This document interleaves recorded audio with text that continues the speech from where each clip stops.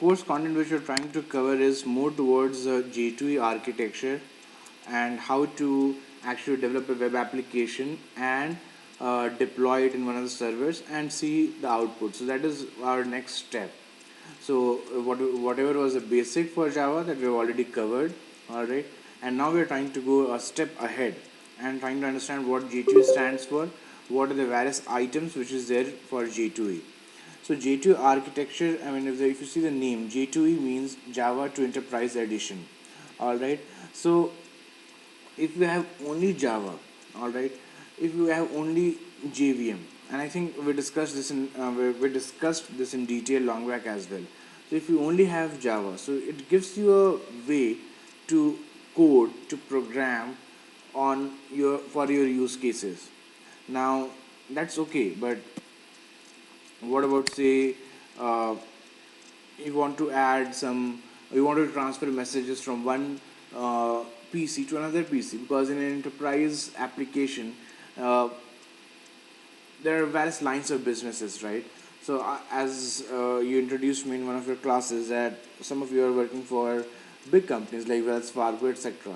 Now such companies, they don't have one line of business, right? I mean, it's wealth management is one, customer model is in one place, maybe the accounts are stored in with a different department, the customer account linkages are stored in a different application. So there are different applications, there are different set of people involved, there are different ownership responsibilities.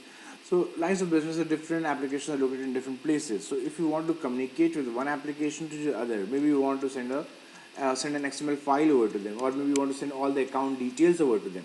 So if you visualize and say that you have, like, say for an example, if I go here,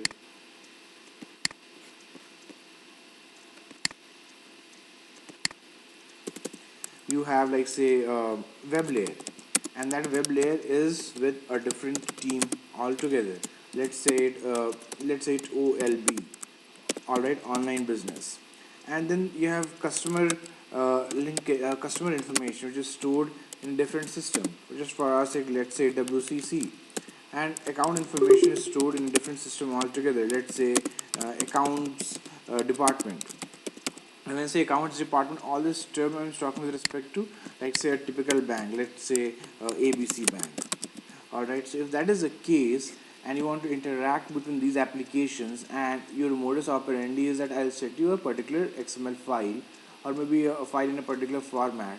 How do you transfer it? I mean, these are physically different machines. It's not like the machine which I am using to code right now.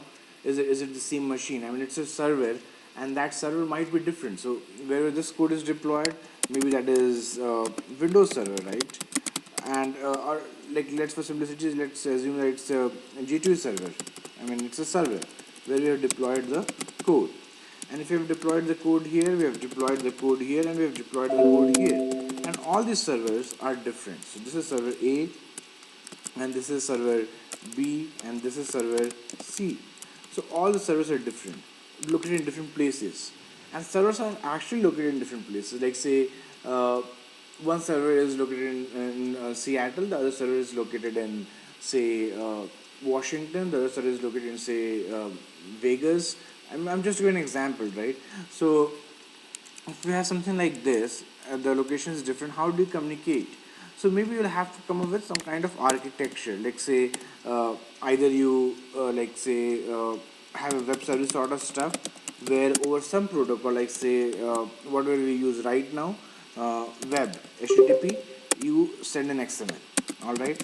Now this can be one way. The second way is that you decide on an architecture, like, say, messaging architecture. So you know that if you provide this particular server name, all right, you provide the port name, you provide your credentials, and you provide the message, then there can be a server out there which can listen to you, which can listen to this stuff, download the messages. And then on the other hand, like, say, from server A you send a message, okay, and you give the port number of server B, the server name of server B, the credentials, like, say, server A has a particular set of credentials to connect to server B. So if that is happening, and you send the exact message as well, so from the web layer you send the exact XML message, like, say, customer A has come, his first name is this, his last name is this, and all this information, and send it over to server B. So this is one way of doing it, right? And if from your application and all the things, if Java had not provided to you, there is not a single way to do it. What would have happened? I mean, I would have coded in my way. I would have designed my own proprietary structure. You would have gone ahead and in Wells Fargo you would have designed your own proprietary structure, and so on. Alright, so Java provides you certain components along with it. Like say this component is provided by IBM MQ as well. Alright, and Java also provides it via Java messaging service. Alright, now this thing is provided by Java using j2ee specification. So Java provides the specification, in some cases actual implementation, because this j2ee implementation, one of the implementation comes bundled along with the j2ee packet which you download from internet. Alright, now j2ee just means Java to Enterprise Edition. It means Java, not only the core language components, but other components which are necessary to create an enterprise application which is scalable, robust, distributed, secure. Maybe it can communicate with other applications. If you want to create such an application, you need a lot of components like this, like this, like this, and for that j2ee provides you ways to do it, right? And that's why it's called j2ee. So j2ee can be used to create enterprise applications, all right? And it is much more than Java. It includes a lot of components. So that is a basic definition of this j2ee architecture, all right? Now the next topic which we'll discuss is about servers. So in market we have a lot of servers, right, where we can use, but not many servers are open source. One of the servers which is open source, I mean, is Tomcat. And Tomcat is like, say, anyone who is working in Java world, I mean, if he has not heard of Tomcat, I mean, probably hasn't worked. So Tomcat is that famous. So anyone starting out in web space in using Java, I mean, the first thing which you do is download Tomcat and start using it. So next thing which we'll discuss about is the hierarchy about Tomcat and how the web application is structured. So these are the course contents for today. Now let's say about j2ee. So as we discussed, so j2ee stands for Java to Enterprise Edition, and it is a collection of many Java-based technologies, and there are two ways in which you can categorize it. One is component, and the other one is servlet. This is my mistake. It's not servlet; it's service. All right, so I'll change it. This is service, not servlet. So component technology basically means the components which comprise the application. All right, and j2ee application as such can be used. j2ee application as such can be used to create two kinds of applications. All right, and when I say two kinds of applications, they are, one is web application, okay, which is typically packaged as WAR file, which is web application archive. And the second one is enterprise application, okay, and this is typically archived as EAR. Okay, the major difference between EAR versus WAR is that the EAR has one component extra which is not there in WAR. Okay, so WAR has other components, like say it has JSPs, all right, it has servlets, which is also possible here. So it is JSP is also available here. Servlets are also possible here. The extra thing which makes a difference is EJBs. So EJB is one of the components which is there in enterprise application archive file, which is not there in web application archive file. Okay, and EJB is something which makes which Java had provided earlier, and it made the distribution possible. So when I said the distribution, communication between two different PCs, whatever we were discussing earlier, the application can be distributed in the sense that one piece of the application can stay on one server, the other piece of the application can stay on the other server. And how do you communicate between these two pieces? So EJB was the initial answer which the Java people came up with, and this answer was not the correct answer, not because there was fault in the way in which it was done. Sorry, there was fault in the concepts behind it. There was fault in the way that there are two different pieces, and EGB was not lightweight, it was heavy. So because of that, sometimes, I mean, if your application is scaling a bit, it used to become slow. Okay, and this was like say long back. Nowadays you have EJB3 and EJB3, and that EJB3 has the potential of replacing, I mean, the other things which are used in the market for not only for dependency, not only for distributing things, but also for dependency injection, spring, etc., which we are going to discuss in later modules. Okay, so EGB3 is much more lightweight, and I'm seeing that the adaptability is increasing a lot for them. Okay, so now coming back here, so the component technologies include all the components which are used to create the application. One of it is servlets, one of it is JSP, EJBs. Servlets and JSPs create the WAR. EJB, if it is an extra, it's an EAR, which is Enterprise Application Archive. Okay, so servlets and JSPs are called web technology. EJB is a distributed technology. Service technologies are, as I was discussing, web services was there, JMS was there, JTS is there. It provides you APIs for authentication. It provides you APIs for naming, and then you have APIs for mail. So J2 is meant for developing enterprise applications which can be distributed, transactional, multi-tiered, and secure.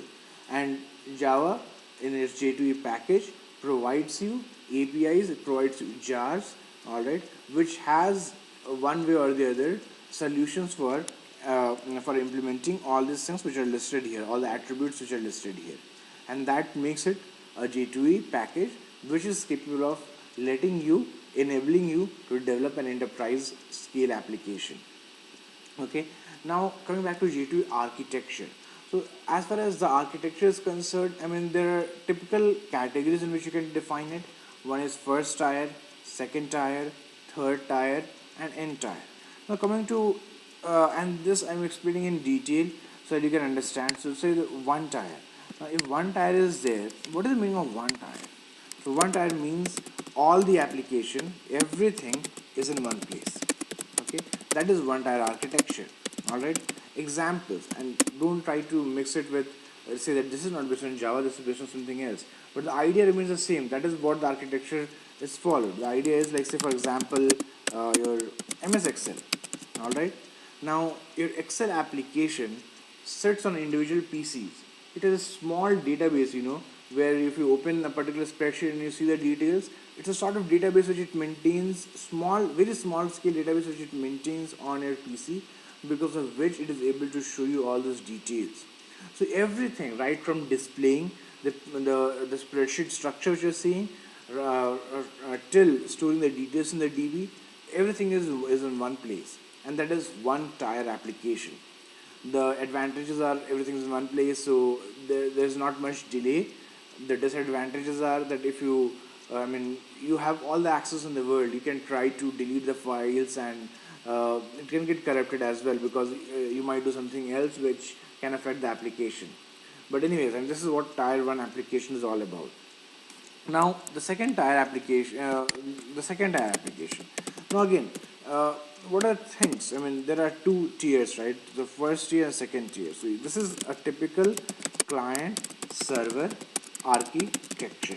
Okay, so this means that it has a thick client, okay, and a thin server.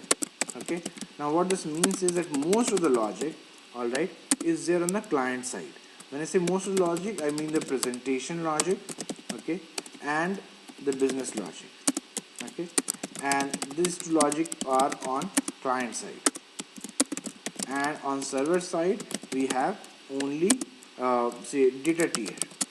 And I'll give you an example, like say you are creating sort of an application where say student management module you are trying to create, and the student management module, everything like say business logic to anything like say displaying on the UI, you have in your local as a jar file.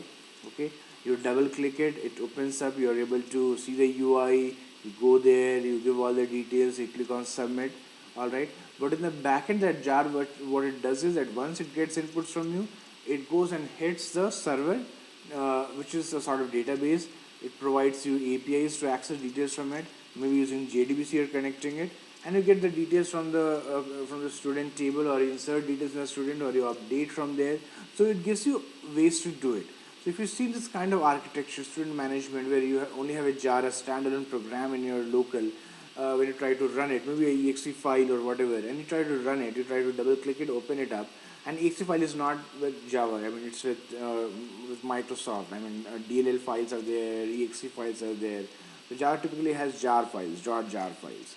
So if you try to run it and you see the UI, and the UI is in that particular jar, which is in your local, the business logic is there in that jar, but the actual data is being stored in the data tier, which is in the server. So here this is a typical example of thick client, okay, and thin server. So it is thick client because it does a lot of the work. It has presentation logic, it has business logic, it has everything. The only thing which is there on the server is the data. Okay. Again, I mean, since it is thick client, it lot depends on your client architecture as how the system performs, and this can sometimes slow down as well because not all of us have very very large scale and very good systems, right? So this is what is meant by second tier application. Okay. Now coming to three tier application. So what is three tier application? So three tier application is whatever, if you remember, I had written the previous thing. So presentation and business logic was on the client side and data was on the server side. Now if presentation and business, if you again split it into two parts, it becomes three now, right? So you have one have presentation, then you have business, then you have data. So presentation is there, business is there, data is there. Now presentation lies in one place, business lies in the other place, and data lies in the other place. So this is a three-tier application. So say in a typical three-tier application, like say in a web application, so you have your user's PC. Okay, in the user PC you actually have the code, the HTML, which is getting executed. So the presentation is there. Okay, now after that you have business. So the core business logic as such, including everything like handling requests from a user, etc., is there on the application, the war file which you will be writing. Okay, and then you come and then you have data. So data is stored on the database server, maybe the RDBMS which you have, maybe Oracle or the DB2 or anything else. So this is what is out there for you. So if you have such kind of architecture, you have one place you have the presentation, one place you have the business logic, one place you have the data. This is a typical case of three-tier systems. Alright, this is a three-tier architecture. This is better in the sense that first of all it's distributed, the responsibilities are separate. If something goes wrong with the DB, you don't have to, like say, you always have to look in the server. Something goes wrong in the business logic, you have to look in one particular place. If something goes wrong in the presentation layer, you have to think like what the user is using. Is it the browser or something else, or maybe some other configurations which is there on the PC. So all this thing matters. So three-tier architecture is more kind of distributed. Now this core business logic, the WAR file. Now again I'm saying, right, that the EAR has EAR is Enterprise Application Archive, and j2ee architecture as such, j2ee package as such is capable of giving you distributable application, right? So it can be in different places. So maybe this WAR can be broken down into say 4 or 5 different wars, right? And if that is the case, it is broken down into 4 or 5 different wars, then again, I mean, this one war can be in one server, the other war can be in a different server, the next war can be a different server, and so on. So if that is the case, again have a look at it. I mean, there is a three-tier architecture. You have HTML in one place, you have core business logic is like in 3 different places, and then you have the database server which was there.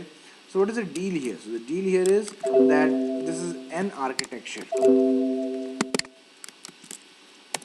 This is n-tier architecture because the same thing is being distributed across multiple places.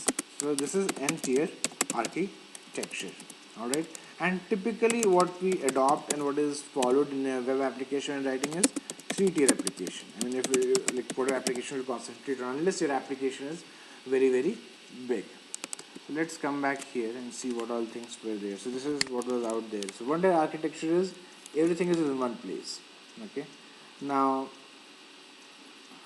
the two-tier architecture is basically the client server. So you have thick clients, they have all the code and they just interact with the database and they have the data. Now coming back to the three-tier architecture. So three-tier architecture is the client PC has presentation, then you have business logic tier, which is application. An application is typically deployed in application servers, and then you have database servers. So this is three-tier architecture. Similarly, we had n-tier architecture as well. So one-tier architecture, as I explained, everything is on one single PC, such as MS Excel.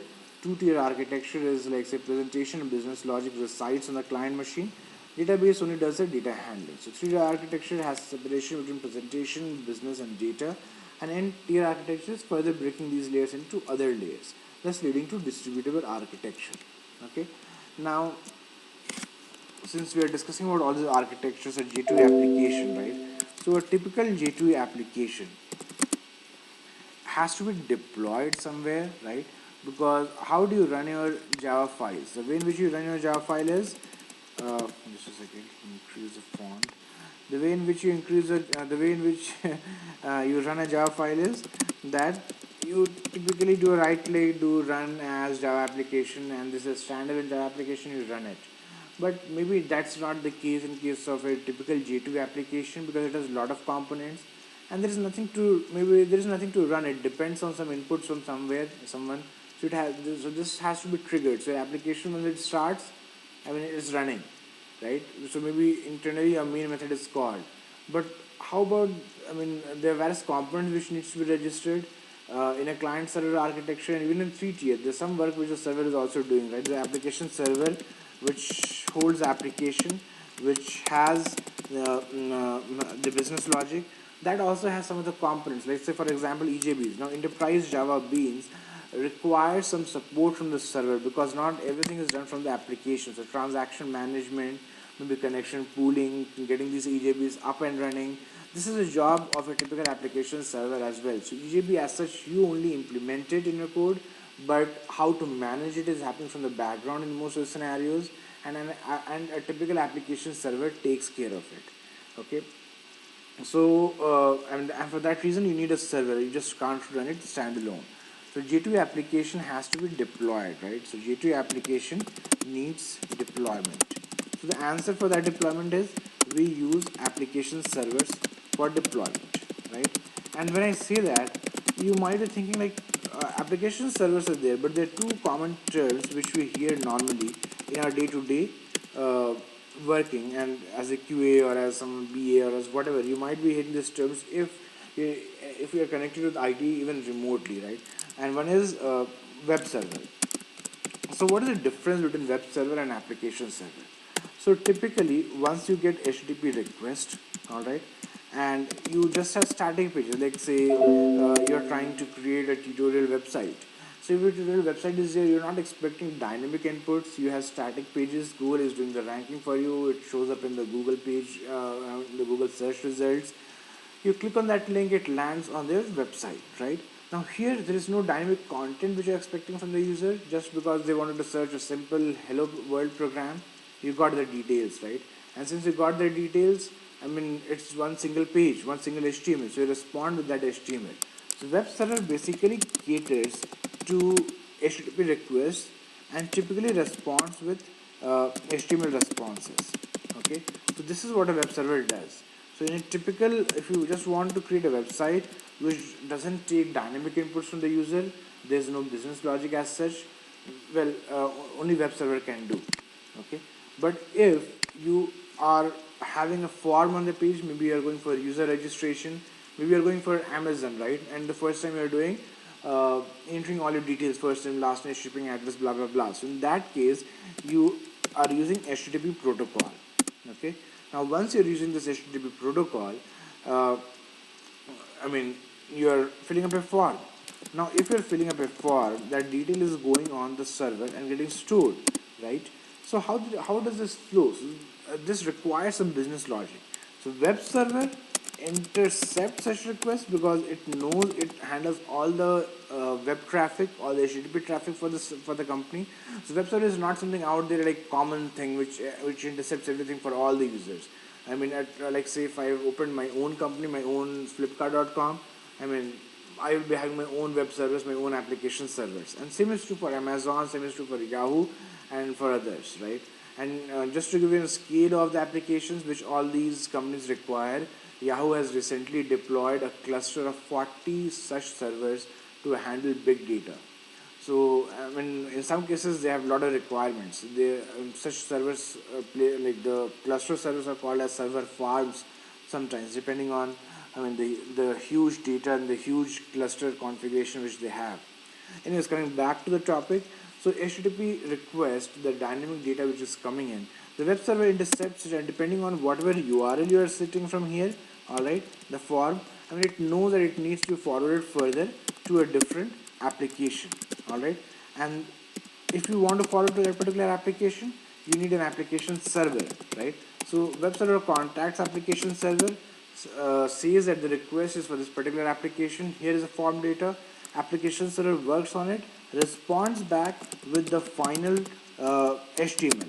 Okay, and this is the HTML which web server responds back. So the typical flow is you get the request, the web server comes into picture, web server contacts application server works on the logic, replies back with the final HTML to the web server responds back with the HTML response. This is how a typical workflow is. Okay, and I think I have understood, like you have understood very clearly, like what is the difference between web server and application server. So web server only caters to static requests, but it caters to all the web traffic, alright. So everything is out here. An application server is mainly concerned with business logic.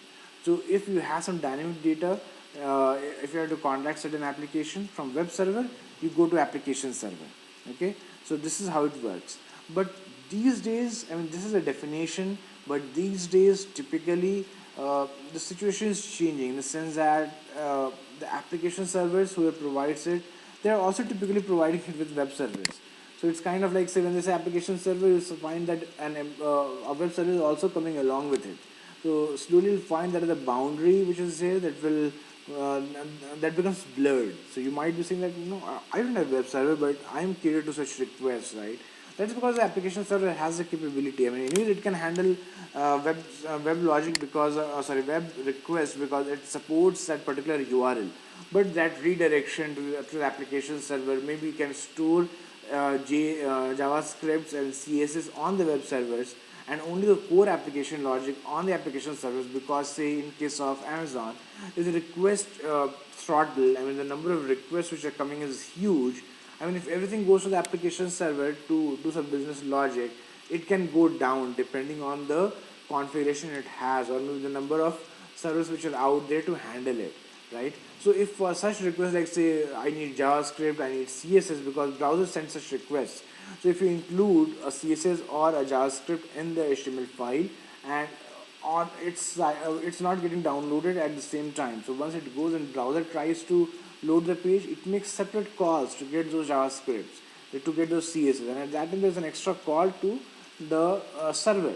So if you have everything on the application server, again everything will come there. So there is separate there is separation of j2ee as well here, so that of all these CSS are there, you can separate it out and keep it only on the web server, and the web server can directly send it back to the browser without contacting application server. In this way, application server, at least it can be given some respite, and it will be serving only to the core business logic.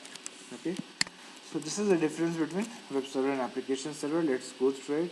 So a web server handles the HTTP protocol. It is mainly used to handle HTTP requests and responds to such requests with HTML responses. An application server exposes business logic to client applications through various protocols, including HTTP. While a web server deals with sending HTML for display in a web browser, an application server provides access to business logic for use by client application programs. So these days, typically all application servers comes bundled with web servers, and hence the boundaries is becoming a bit blurred these days. Now coming back to one of the popular servers which I was talking about, the Tomcat server. Now Tomcat is an open source server from Apache. You can go to their website which is mentioned here, download Tomcat 7. The new version has also come, I think Tomcat 8, but Tomcat 7 should be sufficient. It supports Java 1.7 as well, so you can download that. Typically in a Windows application, they also provide executable, but if they have a zip file, you can download that zip file, unzip in your local, and if you go inside that folder structure, they have a bin folder. So bin, typically in Java also, it contains all the like say executables. So you'll find all these batch files or maybe shell script files, and you can go and click on it. So one of the shell scripts is startup.bat, and once you click on it, their Tomcat server starts. And once it starts, Tomcat server is up, and by default Tomcat server comes along with many web applications. So like say introductory applications they've already put there. So if you type http colon two forward slashes localhost colon 8080, and 8080 is a default code. If you want to configure it to something else, you can go ahead and there is server.xml which is there for Tomcat. You can go and modify it there, but for all practical purposes you do not need to do that. So if you hit HTTP localhost 8080 port, in that case you will get a page which shows that the Tomcat server is up. Now after that you can create your own web application, deploy it in Tomcat, and again write localhost colon 8080 slash maybe say customers or slash registration slash student, whatever application name you want to give you can give, and see the results accordingly. So this is what Tomcat server does for you. It provides you a way, an easy way to deploy it, and it's also very lightweight. So since it's only a web server, sorry, application server, which web application server sort of stuff, which doesn't have support for EJBs etc. It's a bit lightweight, so it's not big. Downloading it is not going to take time. You can download it very early. Deployment is fast. So all this thing happens. If you download anything else, their file is something 500 MB or 750 MB long. If you want to download say JBoss, and at the end of the day, it's not worth it, because again you are only running small web applications, right? So typically, depending on your need, you only download most of the time say Tomcat, right, and nothing else. So what is a Tomcat? So Tomcat is an open source server from Apache, okay, and just hold on for a second.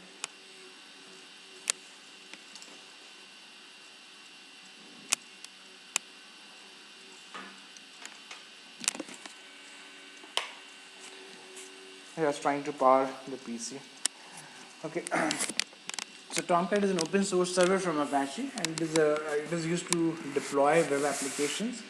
You can use JSP servers, but you can't use EJBs, so it can't be used to deploy EAR. So if that is a requirement, you need to download some other servers. Say for example, you can download JBoss.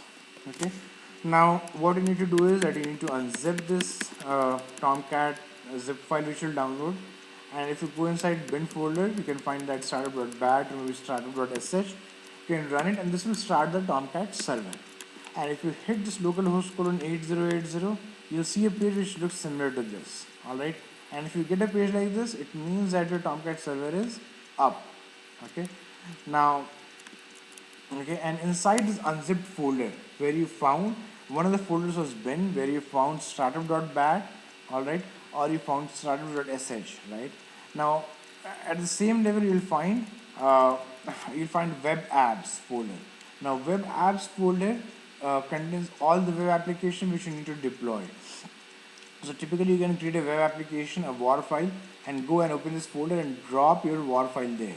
As soon as you drop it, if the server is open, it tries to unzip it there itself. It tries to deploy a web application. And if you do not find any errors, then if you go ahead and type localhost 8080 and slash your web context root, your server, your application will be up. Okay, so this is how it works. Now say typically how it looks, I'll give you a view as well. So this is the Tomcat server 755 version on my PC, and once you go inside this, you'll find many folders, right? Bin, conf, lib, logs, etc. So if you want to see the server logs, you can go inside logs, and they'll have one catalina.log which you can use. Okay, but typically if you go inside bin folder, now bin folder has all this thing we just talked about, to shut down the Tomcat or to start it. So you have all these utilities available. Okay, now this is typical like say, and it is there in JDK as well.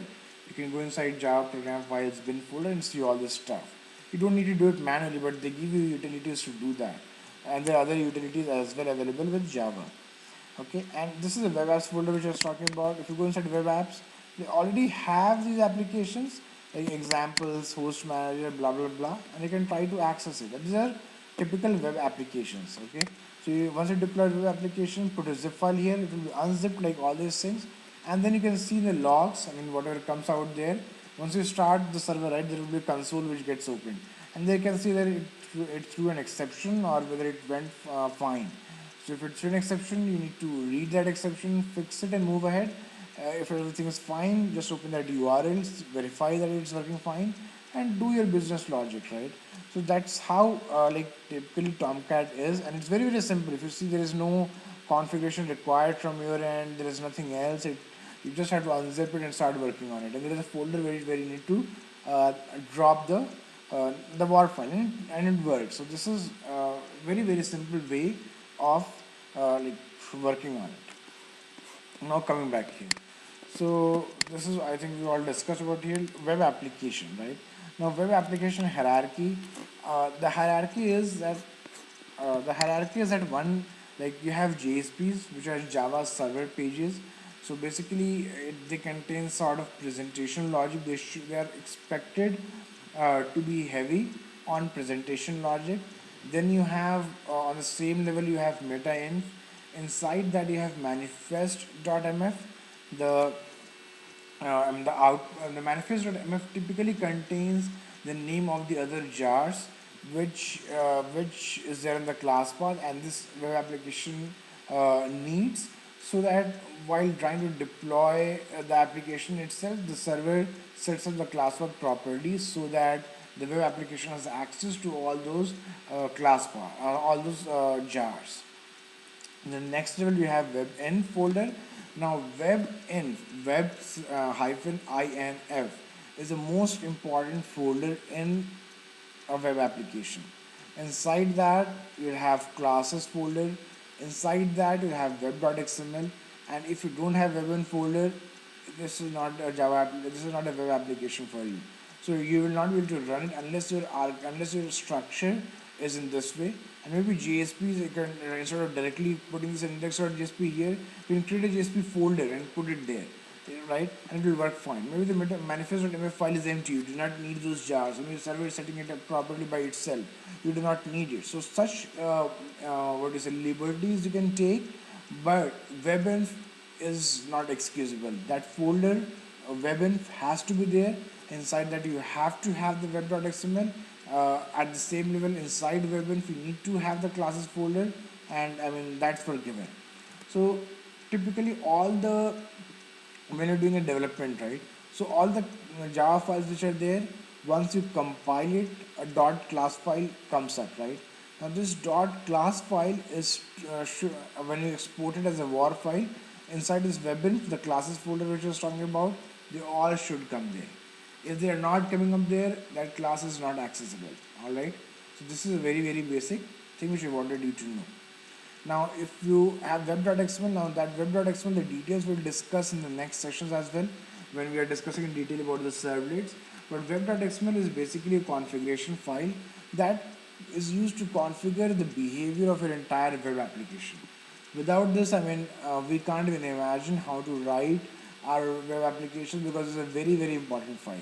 Okay, it contains everything. Like say if you type http slash localhost colon 8080 slash customer.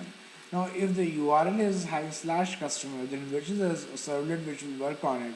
If the URL is having slash registration, which is a servlet which will work on it. All this information is already out there in the web.xml file. Okay, without this application is not a web application. It doesn't know that if the request comes in this way, where to go. So this is for granted. I mean, you need to have webin folder, you need to have web.xml file, you need to have the classes file. Okay, so let's try to see some of the examples which they have out here, so that just to explore. You see inside this, they have, like say you have JSPs, inside their folder they have, then they have index file, then they have webin folder.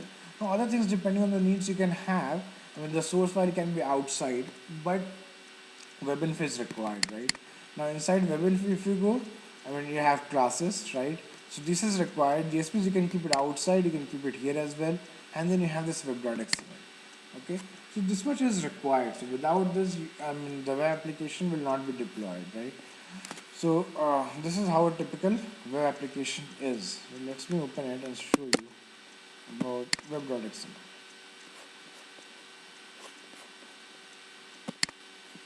So this is a typical web.xml file. I mean, the starting tag is web app. All right. Then you come here, then you give the description of this web application. Then there are filters. So filters on high level. I mean, you can go ahead and do a lot of reading. So reading is required because I mean, right? I mean, web application, there are thousands of things going on, and thousands of things have already been done. Not everything can be covered, and not everything can be explained. So it depends a lot upon you to go ahead and read about this thing. Do some pre-reading before coming to the class, do some post-reading, do some extra reading, whatever I ask you to do, or maybe something else, and that is going to increase your knowledge a lot, right? So you have filters. So what filters does is that if you configure it, give it the details as it requires, whenever a request comes, whenever a web service whenever a web request comes, and you have a URL such as a http colon localhost http slash localhost colon 8080 slash customer, there is a servlet. A servlet is sort of class which is listening. So it is the one which is responsible that whenever a request comes to my server, which is localhost, with the web context root, which in this case is slash customer, customer controller is a class, is a servlet which is going to listen to all such requests. All right, so this is configured. This is configured in this file. But what filter is out there is filter is that I mean the details can be I mean before passing on the request to the servlet, you can filter the request. You see whether some attributes are present or not, and depending on that, you can just like say fail the request from there itself if it doesn't satisfy, or maybe you can modify the request, add some additional parameters. So that is the work of filters. So filtering basically intercepts the request and works on it. Okay, and there are a number of filters which can be defined, not one. And if you can see, it has like only filters, right? So it has mostly filters. Then you have filter mapping, how it works. Then you have actually the servlet part, which I was talking about. You define the servlet, the name, the classes which will listen to it. Now you have a separate mapping section where you say that if this is a URL pattern, this is my servlet. So here we'll configure like say slash customer, what is the name of the servlet. Now depending on the name of the servlet, like say if you go to cook example, there is one servlet existing with the name cook example. Now that is a servlet which is actually doing the work of operating upon the request which comes from your end. So all this configuration is here. So if you do not have such configurations, I mean your web application typically you don't know how to work on it, right? So that's the importance of this particular file. And all the jars which are required by a web application, like say we discussed about the j2ee architecture, right, where only Java is not sufficient, you need other jars to work on it. Those related jars maybe for j2ee or some other third party, I mean there are a lot of third parties which have worked in all these open source things using Java. They have come with a lot of libraries, and they are required for running your application. You are using those third party jars, those third party applications. So you need to import it, right? They all need to go inside this lib folder. So inside this lib folder, you find all the jars on which your application is dependent upon. Apart from like core Java is already out there that is provided by the server, but such things which are specific to your application that needs to go inside this lib folder. Okay, so that's it. So this is a typical example. So JSPs etc. is here, HTML files are here, or maybe at the web server level. But typically, since we only have one server here, we are going to do everything here itself. Okay, and then you have the webin folder. Inside the webin folder, you have the classes which contains all your application specific classes. Alright, if you want that the JSP should not be accessible from outside, only the internal code has to access, you can keep it here. Alright, so that nobody can say that give me this particular JSP directly by giving the exact path. Okay, only your application once it runs, it can access this path and use that particular JSP, include that JSP in the result and send it back. So such type of thing can be done from here. Then in the library you have what information? Inside library you have all the necessary jars which are responsible. All right. On which your application is dependent upon. All right, that is the case. And web.xml is basically configuration file, but you can say this is the heart of the entire web application. Without this, you do not know like how it has to be done and like which servlet will work on what. So I mean, this is, you can say, I mean, the very basic. If you don't have this file, you don't have a web application. All right, and in the next class we'll deal about servlets etc. in detail. So there you'll get to know about web.xml. So this is not all about web.xml. We were discussing only about the hierarchy to explain you what are the things which are necessary, how it's structured, and all. Right now, let's go through what I have out here. So this shows the structure of a typical web application based on j2ee technologies, like what I have explained here. Webinf contains everything related to the application that is not in the public documentary of the web application. I mean, whatever you do not want anyone else to access directly from outside, you can keep it within Webinf folder. No files contained in the Webinf folder can be served directly to the client. The contents of the Webinf folder are classes. This contains all the classes which comprise the application. The second is web.xml. This is a configuration file which contains all the necessary configurations. So this is typically very, very important. So these two things, without them, it's not going to work out. So I mean, this is what we had for discussion up for today. We had once we go back, work on the installation of the Tomcat. It's pretty much simple as I explained, and then I explained the hierarchy of the web application. Using that, try, and I give always assignments which are a bit forward as well. So try to go and create a web application. Whenever you try to run it, like say http colon localhost, http colon two forward slashes localhost colon 8080, like what I explained here, like this slash customer. Okay, slash customer, if you give, that is the URL mapping. For that you need to have the servlets, and if you do that, and inside the servlet just print out or just return in the HTML file, hi all, how are you, and that's it. Try to do that. If you're able to do that, I mean, you have achieved more than what this session was up for. Okay, so the topic which we had for discussion today was typically about j2ee architecture. So we discussed in detail about the one tier architecture, two tier architecture, three tier, and n tier as well. We discussed about what Tomcat is, how to install it, what is the difference between web server and an application server, how the Tomcat actually is architected, in the sense that what is the structure you can see in your local, and we also discussed about the web application hierarchy, like how the web application has to be structured. So these were the course objectives for today. So we have achieved the course objective. The next step is to typically work on the questions.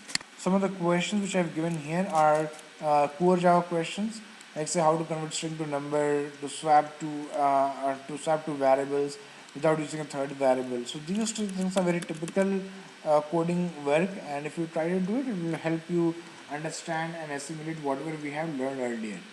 So this is all I had for today's class. If you have any questions, you can ask me now.